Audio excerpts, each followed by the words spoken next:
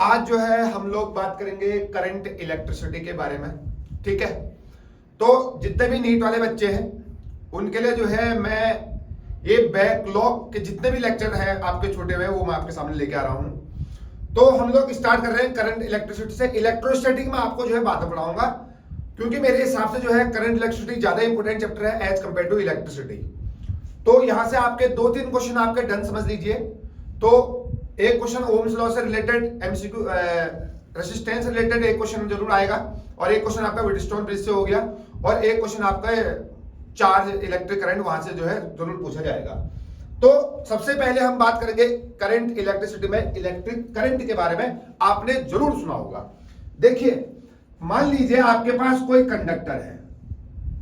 Conductor का मतलब यह हो गया जिसमें फ्री इलेक्ट्रॉन्स होंगे।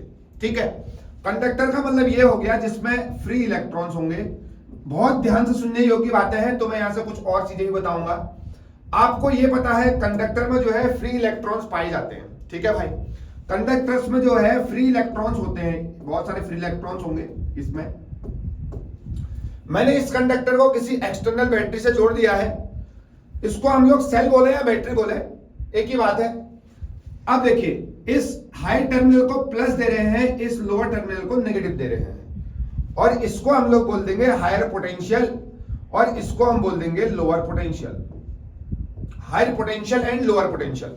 और आप लोगों ने सुना होगा जो करंट होता है हमेशा हायर पोटेंशियल से फ्लो होता है। बिल्कुल सही बात है।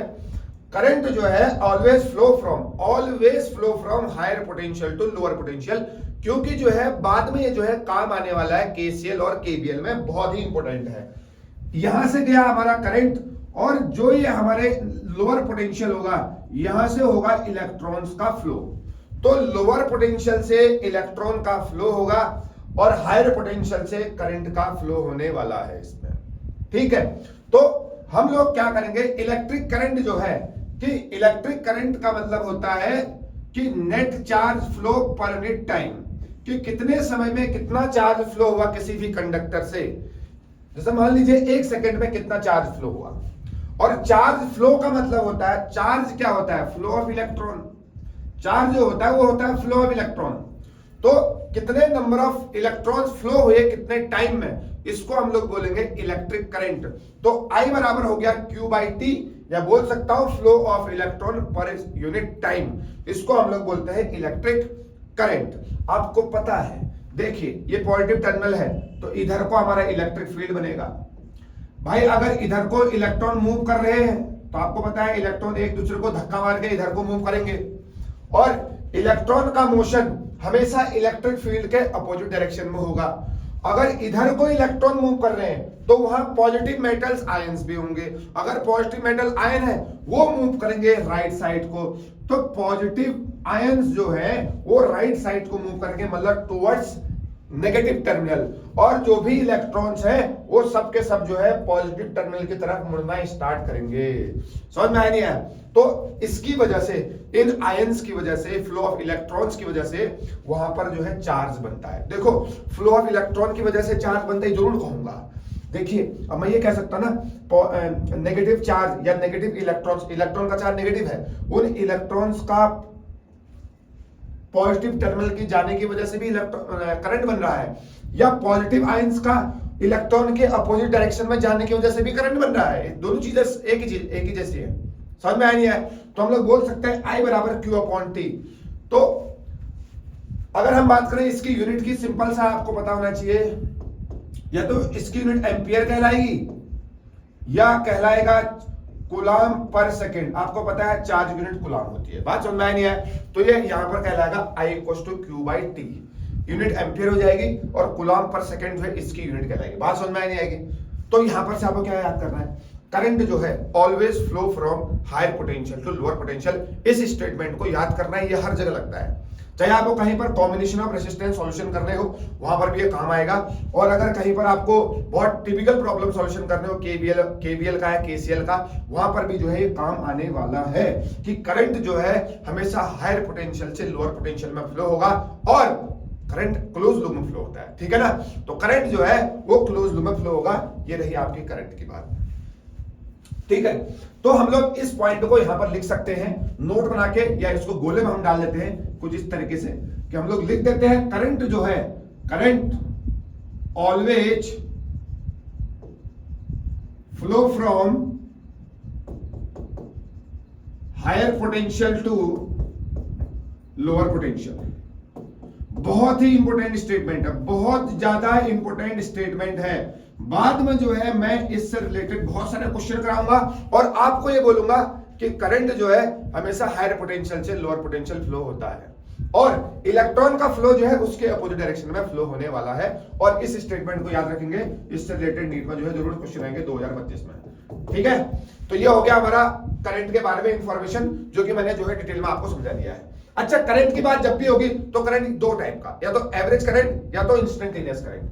अगर हम बात करें करंट की, करंट जो है वो आपको दो टाइप का मिलने वाला है भाई लोगों। एक तो मिलेगा आपको एवरेज करंट, एक तो आपको एवरेज करंट मिलने वाला है, और एक आपको मिलने वाला है इंस्टेंटेनियस। इंस्टेंटेनियस करंट जो है आपको मिलने वाला है। जैसे मैं बोल दे रहा हूं किसी भी कंडक्टर से 10 से लेके 20 सेकंड में कितना चार्ज फ्लो हुआ, 10 से 20 सेकंड में, तो वो कहलाएगा हमारा एवरेज। तो मैं बोलूंगा ना, कहीं पर करंट ज्यादा होगी, कहीं पर करंट कम होगी, कहीं पर कम फ्लो रहा, कहीं पर ज्यादा फ्लो रहा होगा, है नहीं? एक टाइम डिफरेंस है 0 से 4 सेकंड, 4 सेकंड का फर्क है, या 0 से 10 सेकंड, 10 सेकंड का फर्क है, 5 से 10 सेकंड, 5 सेकंड का फर्क है। तो यहां पर कुछ तो कुछ करंट में कम ज्यादा हो रहा होगा, तो वहां पर इलेक्ट्रॉन भी कम ज्यादा फ्लो हो रहे होंगे। तो एवरेज बात करेंगे ना, एवरेज कितना करंट फ्लो हुआ, तो आई एवरेज जो है dq by dt आएगा, change in charge flow per unit time. ये जो है आपका एवरेज करंट को बताएगा। I average equals to dq by dt। समझ में आ गया? I average equals to dq by dt, ये एवरेज चार्ज की वैल्यू आने वाली, जो ये आ जाएगा एवरेज करंट की वैल्यू। समझ में आ गया? तो टोटल चार्ज, हम दूसरी लैंग्वेज में बोल सकते हैं total charge flow per unit time. Total charge flow per unit time, ये आपका एवरेज करंट कहलाएगा। अभी थोड़ी देर बाद हम क्वेश्चन भी लेके आए हैं यहाँ पे, ठीक है ना? तो एवरेज करंट क्या कहलाएगा? टोटल चार्ज पर यूनिट टाइम। अब तुमने देखा किसी भी कंडक्टर से चार्ज फ्लो हो रहा है, चार्ज फ्लो होने की वजह से करंट बन रहा है, तो तुमने देख लिया किसी एक सेकंड पे, at a particular instant of time, किसी जगह से कितना चार्ज फ्लो हो रहा है, तो वो बताएगा हमारा instantaneous charge flow from any point at a instant of time. इसको हम लोग बोलेंगे इंस्टेंटेनियस करंट। वो 2 एम्पीयर हो सकती है, वो 4 हो सकता है, 5 हो सकता है, 6 हो सकता है। अगर हम देखेंगे, अब झटके से आप देखेंगे कितना, अगर आप मेजर करेंगे कि यहां से कितना करंट फ्लो हो रहा है, ये कहलाएगा हमारा इंस्टेंटेनियस करंट। क्या कहलाएगा? Instantaneous current. तो इंस्टेंटेनियस करंट को लिखने का जो फॉर्मूला है वो हो जाएगा dq by dt, charge flow at a particular instant of time.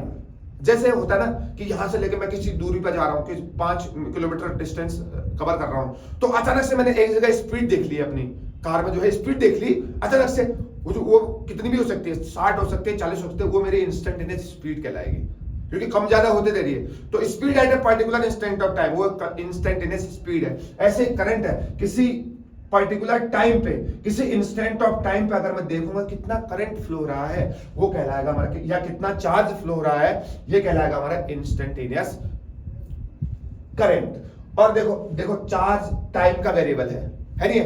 Charge अगर टाइम का वेरिएबल आ गया तो D by d T differentiation होता है, तो इस चार्ज का डिफरेंशिएशन करेंगे तो इंस्टेंटेनियस करंट आ जाएगा।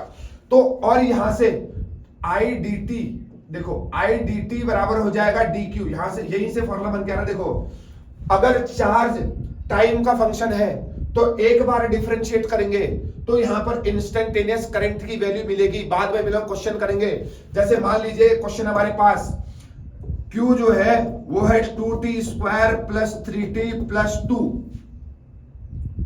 अब आ गया t इक्वल टू 2 सेकेंड में, बताओ कितना करंट फ्लो हुआ, ये आएगा क्वेश्चन।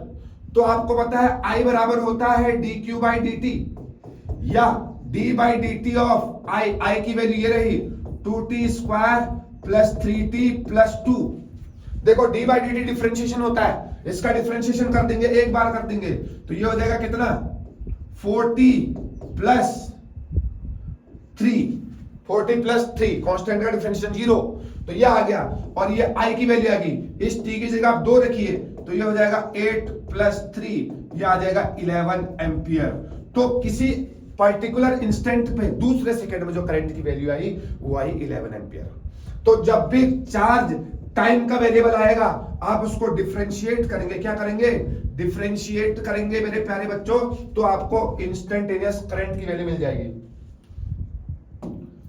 किसकी वैल्यू मिल जाएगी, इंस्टेंटेनियस करंट की वैल्यू मिल जाएगी, ठीक है।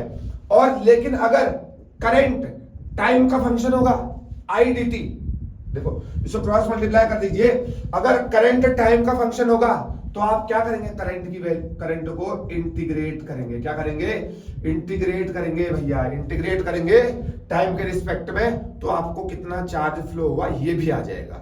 तो हमारा क्वेश्चन आगे जाके है, हम इसको जो है सॉल्यूशन करने वाले हैं। बात समझ में आ गया? तो ये बहुत इंपॉर्टेंट है, यहां से क्वेश्चन नीट में बहुत बार आया हुआ है, तो आपको इसको ध्यान से देने की जरूरत है।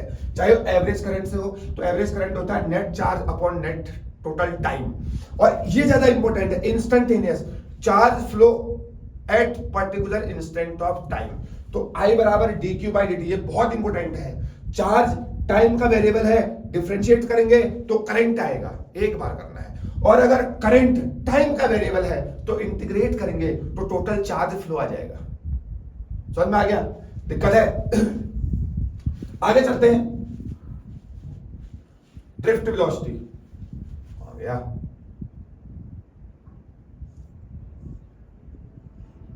अच्छा,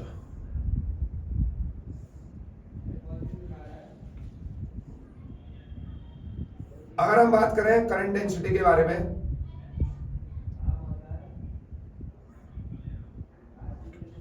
ठीक है, अगर हम बात करें करंट डेंसिटी के बारे में,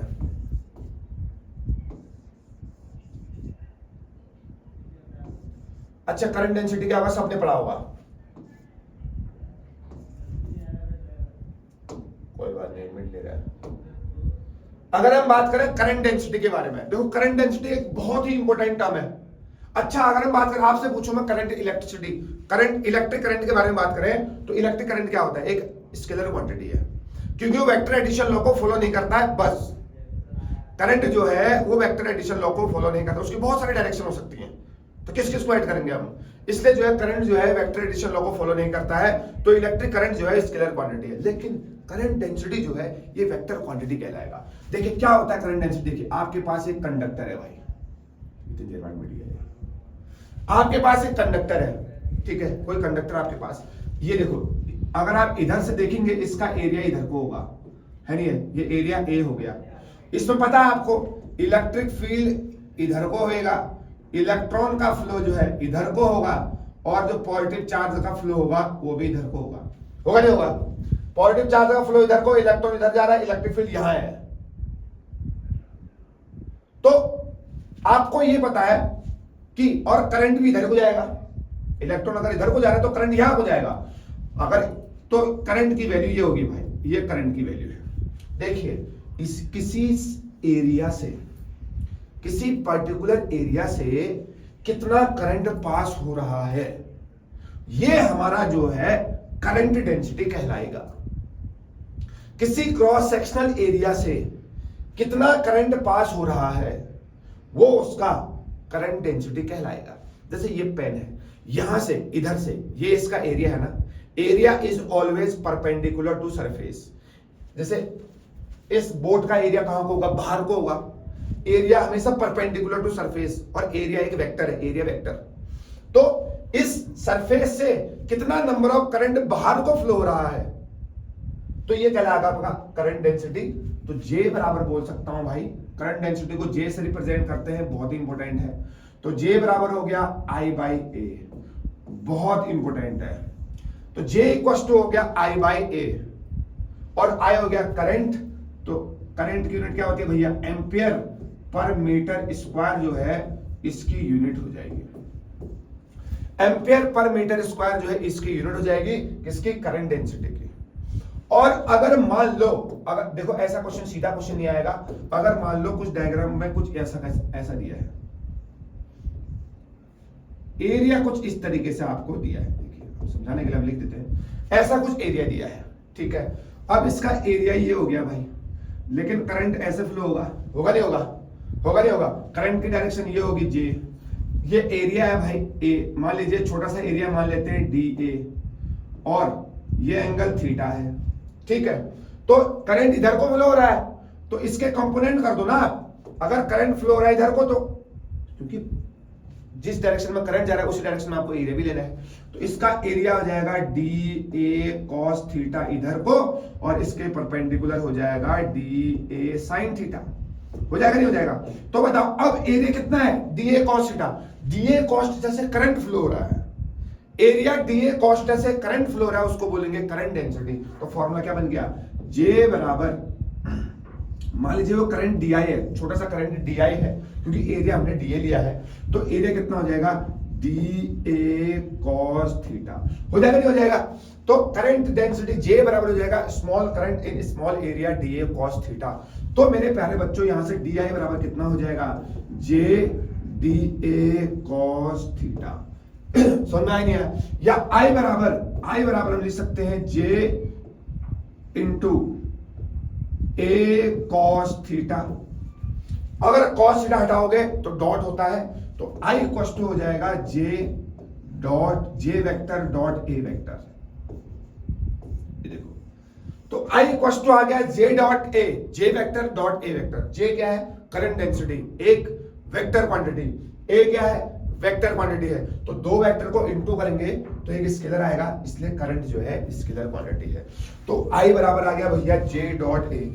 आगे क्वेश्चन है इसमें भी हम लोग करेंगे, तो अभी आपको याद रखना है जो करंट है वो जे डॉट ए होता है, जे dot A, J vector dot A vector. Dot product कैसे करते हैं थोड़ी देर बाद हम लोग पढ़ेंगे, समझ में आ गया। तो ये था करंट डेंसिटी, कि करंट जो है कितने एरिया से फ्लो हो रहा है, इसको हम लोग करंट डेंसिटी बोलते हैं। बात समझ में आ गया।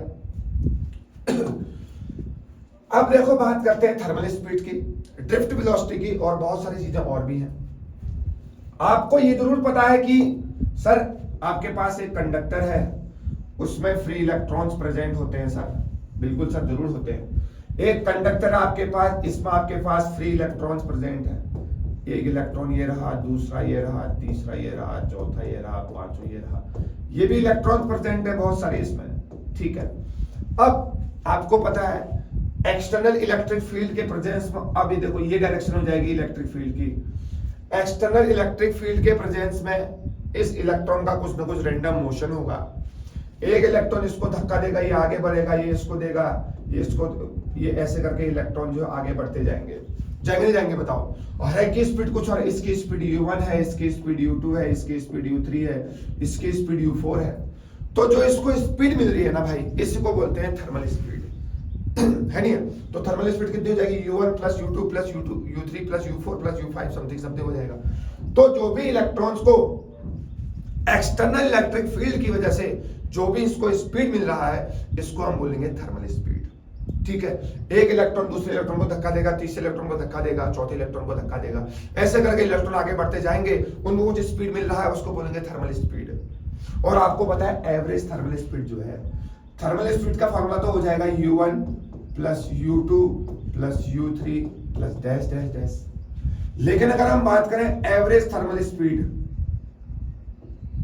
अगर हम बात करें एवरेज थर्मल स्पीड का, तो आपको पता है एवरेज थर्मल स्पीड मान लीजिए u1 plus u2 plus u3 plus dash dash dash un divided by n, ये होता है एवरेज निकालने का फॉर्मूला, होता नहीं होता है। और एवरेज थर्मल स्पीड जो है ये कितनी हो जाएगी, 0 हो जाएगी, क्योंकि एवरेज कहीं ना कहीं डिस्प्लेसमेंट जो है, क्योंकि वो 0 आ जाएगा इसका, ठीक है ना। या एवरेज थर्मल वेलोसिटी बोल सकते हैं इसको, स्पीड बोल दो या वेलोसिटी बोल दो।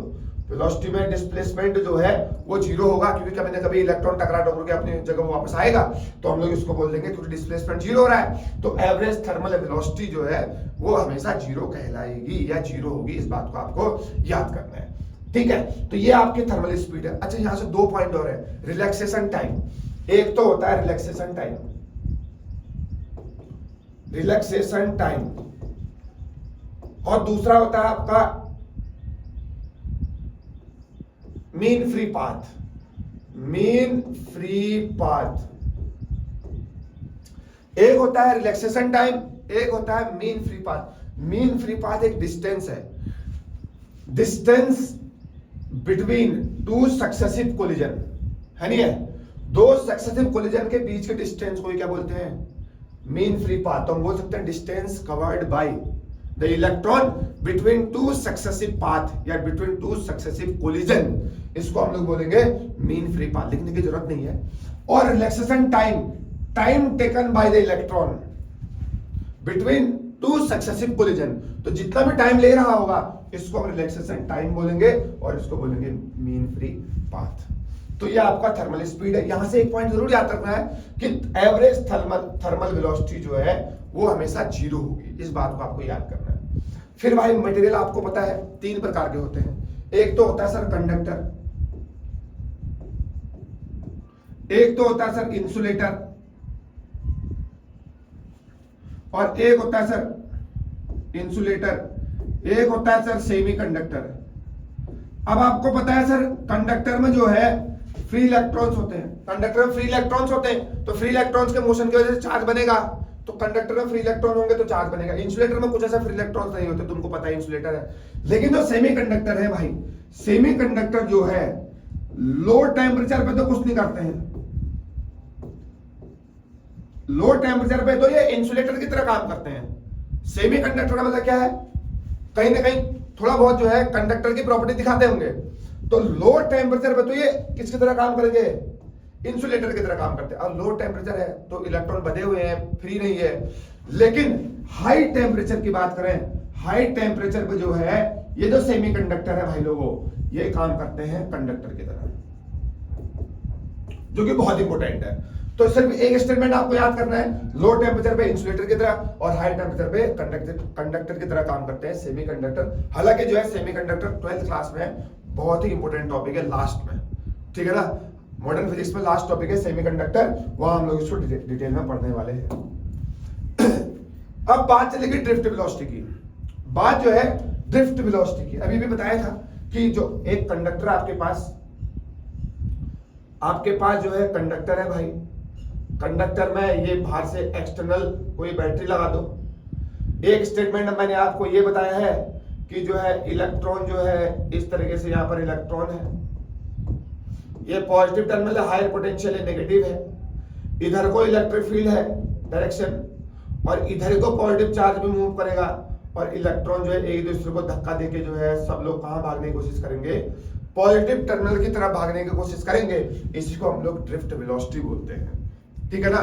Drifting of all the electrons towards positive terminal, drifting of all the electrons towards positive terminal, this is called drift velocity, ठीक है। इसको हम लोग ड्रिफ्ट वेलोसिटी बोलते हैं। और इसका फॉर्मूला जो है हम डायरेक्ट आपको फॉर्मूला लिख देते हैं, इसका फॉर्मूला जो है माइनस ई कैपिटल ई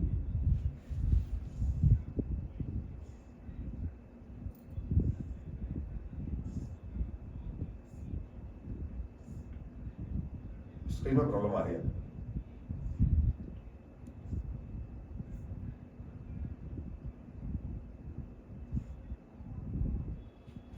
ड्रिफ्ट वेलोसिटी का जो फॉर्मूला होगा वीडी बराबर माइनस का e capital E tau by m, ये ड्रिफ्ट वेलोसिटी का फॉर्मूला होता है, जिसको आपको सिर्फ इसे को याद करना है, ठीक है ना।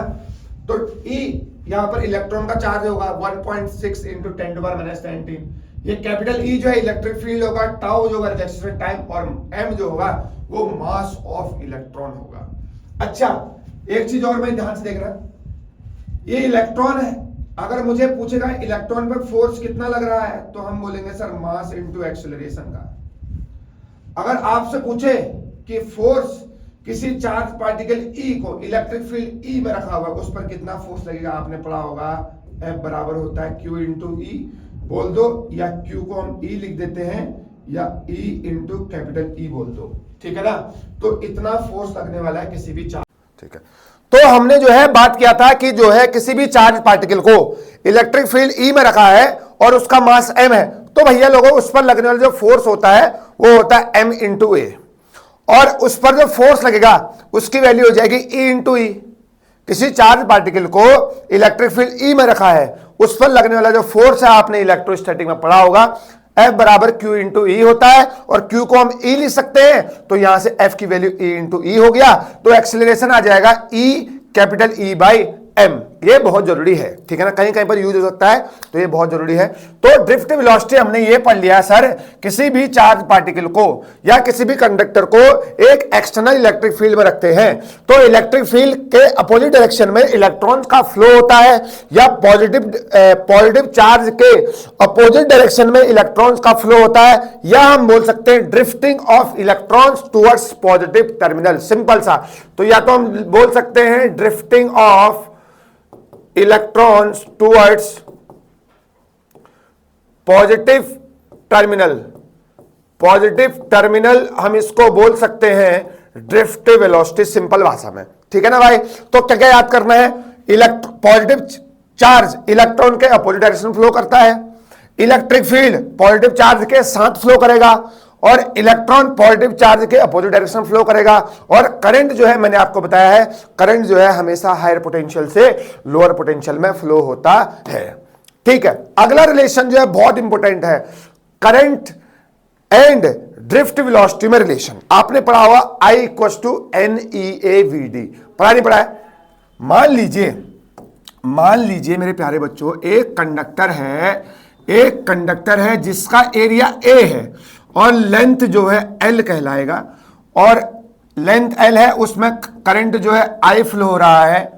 तो जो हमारा रिलेशन था I इक्वल्स टू, प्रूफ करने की जरूरत नहीं क्योंकि हम लोग नीट का पढ़ रहे नीट के लिए, ठीक है ना।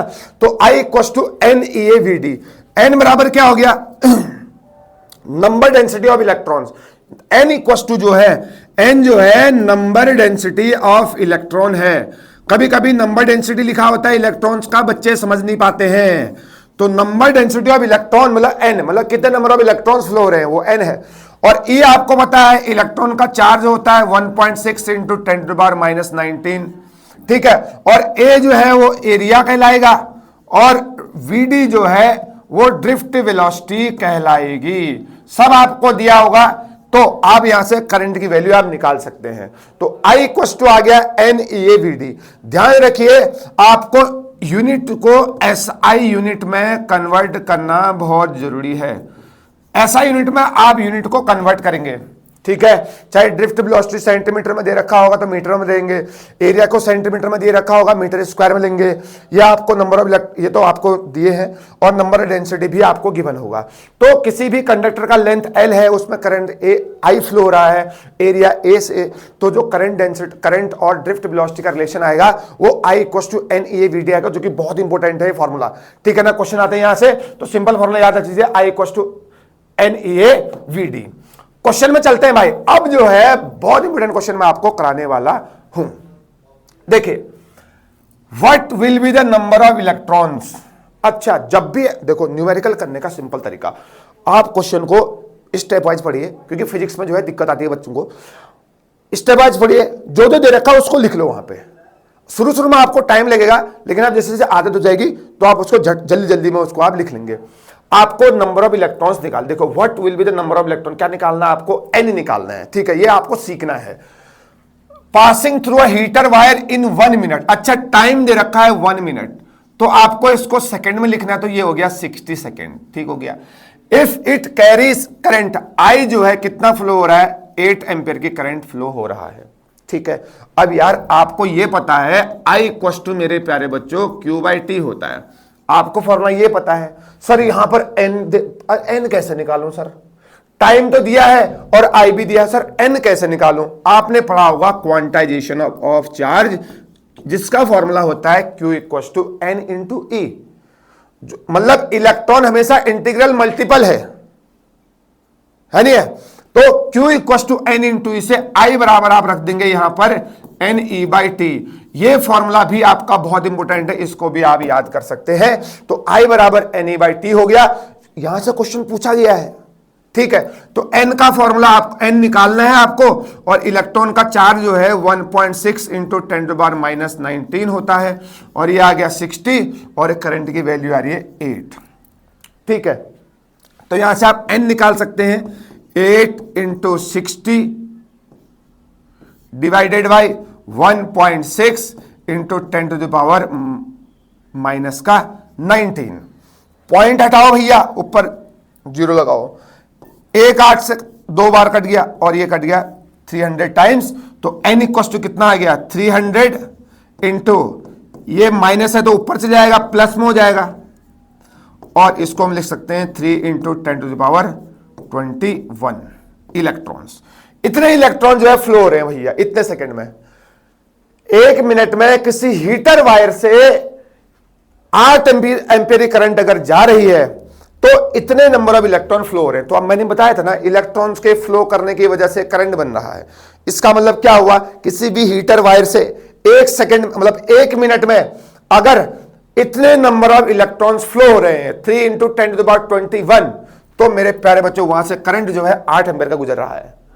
या मैं बोल सकता हूं किसी हीटर वायर से 1 मिनट में मतलब 60 सेकंड में इतना करंट फ्लो हो रहा है 8 एम्पियर, तो वहां से इतने नंबर ऑफ इलेक्ट्रॉन गुजर रहे हैं 3 इंटू 10 टू द पावर 21।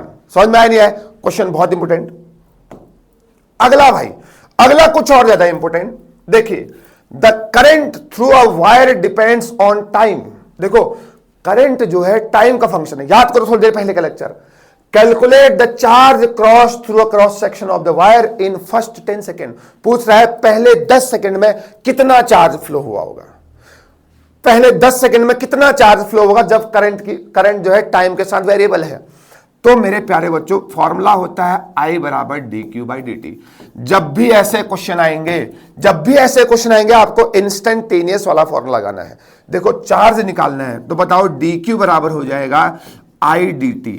देखो, I जो है करंट जो है टाइम का फंक्शन है, यहां भी करंट टाइम का फंक्शन है, तो आप उसको इंटीग्रेट कर दीजिए।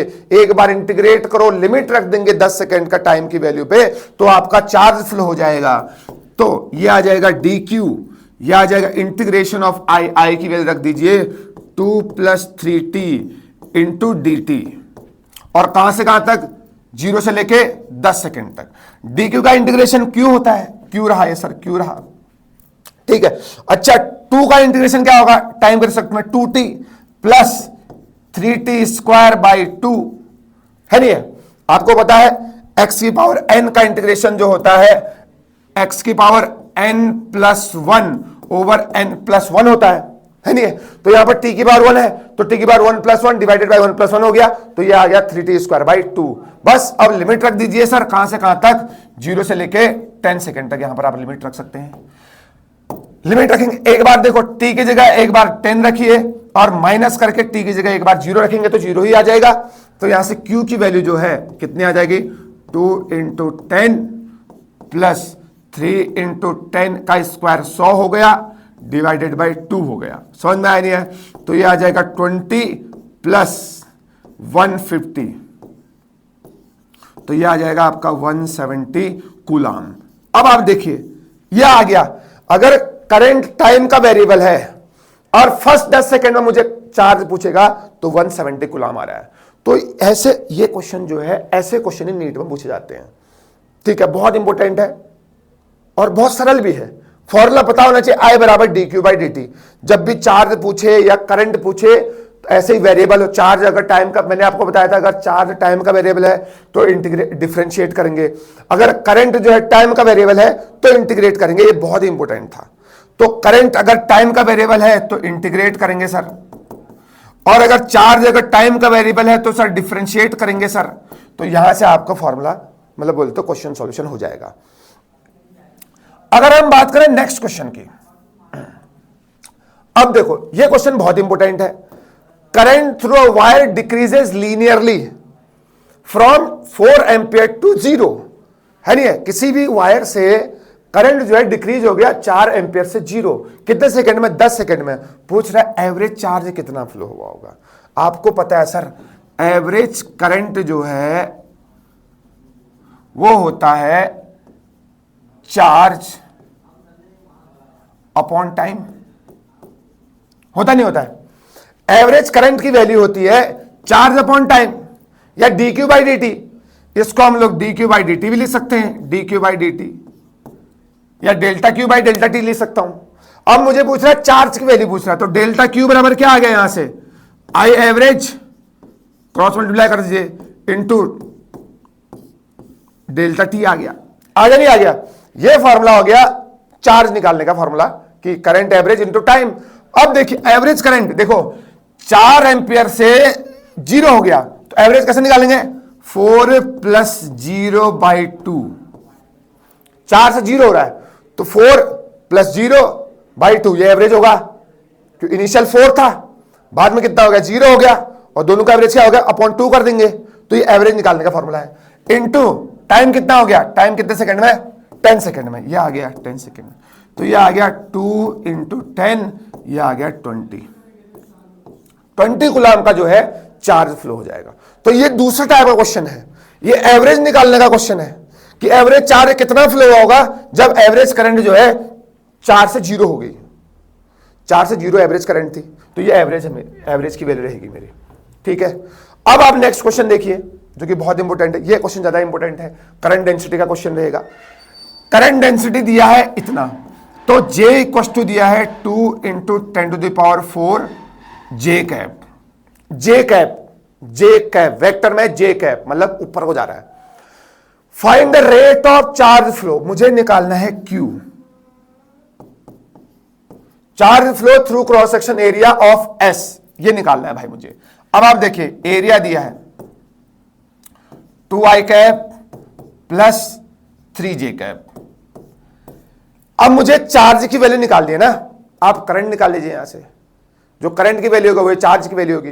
अब आप देखिए जो करंट आएगा I बराबर क्या होता है J.A, फॉर्मूला पढ़ा है ना, I = जो होता है वो J.A होता है, समझ में आया, I = J.A होता है। ये भी वेक्टर में दिया है आपको, और ये भी किस में दिया है, वेक्टर में दिया है, J कैप, I कैप और J कैप। अच्छा सेंटीमीटर स्क्वायर में है, बहुत जरूरी, ये सेंटीमीटर स्क्वायर में है ना, इसको मीटर में लेना पड़ेगा, ये हो जाएगा 10⁻⁻⁴ हो जाएगा, ठीक है। सेंटीमीटर स्क्वायर 1 सेंटीमीटर 10⁻⁻2 और दोनों हो जाएगा 10⁻⁴। अब आप देखिए I = आ गया, J की वैल्यू यहां से रख दो, 2 × 10⁴ J cap dot 2I cap + 3J cap, क्या है यार ये बवाल, 2I cap + 3J cap into 10⁻⁻⁴। अब देखो J.A करना है, मतलब I से I डॉट होगा, J से J डॉट होगा, K से K डॉट होगा, यहां I नहीं है तो I से, तो 2 × यहां 0 बोल सकता हूं ना, 0I कैप, 2 × 0 0 हो गया। ये J का वेक्टर है, ये भी J है ये वाला, तो J से J को इंटू करिए तो ये हो जाएगा I = कितना हो गया 2 × 10⁴ और 3 × 10⁻⁻⁴ हो जाएगा ये, तो 2 से 3 गया 6 और 10⁻+4 10⁻⁻⁴ हो गया 0, और किसके पास 0 का मतलब 1 हो गया, तो यह आ गया इतना करंट फ्लो हो रहा है। ये I की वैल्यू आपको पूछ रहा है, ठीक है ना। तो इस तरीके से हम लोग वेक्टर करते हैं, ये आ गया करंट डेंसिटी का क्वेश्चन, जो कि बहुत इंपॉर्टेंट है। देखो सिंपल सा डॉट प्रोडक्ट करना है, J दिया है आपको, S दिया है, लेकिन एक चीज इंपॉर्टेंट थी, यहां पर जो सेंटीमीटर स्क्वायर था इसको आपको मीटर स्क्वायर में रखना है, ठीक है। तो यहां तक जो है हम लोगों ने पढ़ चुके हैं। सबसे पहले से अगर हम रिवीजन करें, आपको करंट इलेक्ट्रिसिटी में इलेक्ट्रिक करंट आपको पता है सर, ये डायग्राम जो है बहुत इंपॉर्टेंट है। Positive charge, negative charge, higher potential, lower potential, electron का फ्लो पॉजिटिव की तरफ, पॉजिटिव चार्ज का फ्लो इलेक्ट्रॉन के अपोजिट डायरेक्शन में, और इलेक्ट्रिक फील्ड जो है इलेक्ट्रॉन के अपोजिट डायरेक्शन में। और एक पॉइंट था, करंट जो है हमेशा हायर पोटेंशियल से लोअर पोटेंशियल में फ्लो होता है। दूसरा, अगर पोटेंशियल डिफरेंस है, जैसे हायर पोटेंशियल लोअर पोटेंशियल बोल दिया, अगर पोटेंशियल डिफरेंस है तो तभी करंट फ्लो होगा, वरना करंट फ्लो नहीं होगा। अगर पोटेंशियल डिफरेंस है तो तभी करंट फ्लो होगा, इतना याद रखिए। तो I = Q/T, rate of flow of charge पर यूनिट टाइम को हम लोग क्या बोल देंगे, इलेक्ट्रिक करंट बोल देंगे, एम्पियर इसकी यूनिट होगी। और दूसरा,